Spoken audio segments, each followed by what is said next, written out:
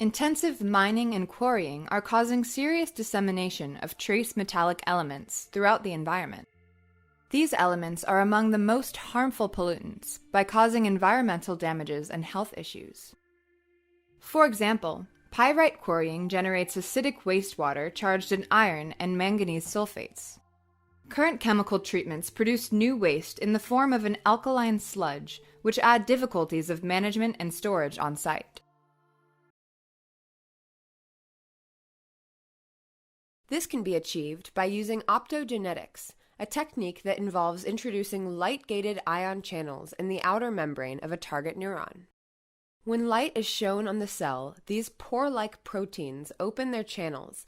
This allows ions to move into or out of the neuron. Light-gated chloride channels are used to inhibit the activity of neurons. Indeed, activating them allows chloride ions to enter the neuron, leading to a more negative charge instead of the cell relative to the outside, and thus to an inhibition of the neuron, making it less likely to fire. In Drosophila melanogaster, also known as fruit fly, sleep can be estimated by measuring the absence of walking bouts, generally by detecting whenever an isolated fly crosses the midline of a tube. To further improve our confidence in sleep estimation, we recently introduced a machine learning approach that uses supervised learning to detect not only walking activity, but micro-movements too.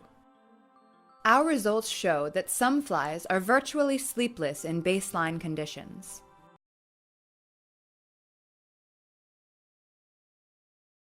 TGFbeta dimers in an inactive state form bonds with GARP. They comprise a mature part, or mature TGFbeta, which is non-covalently associated to another part called LAP, which maintains mature TGFbeta inactive. Finally, tensile force transmitted by integrin alpha V beta 8 to LAP leads to the release and activation of mature TGFbeta.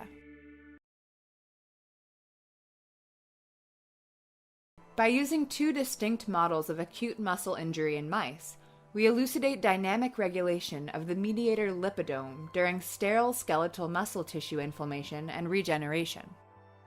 We identified temporal regulation of glycerophospholipids and production of pro-inflammatory and specialized pro-resolving lipid mediators, which could be modulated by ibuprofen. These time-dependent profiles were recapitulated in sorted neutrophils and muscle-infiltrating macrophages, with a distinct pro-resolving signature observed in reparative macrophages.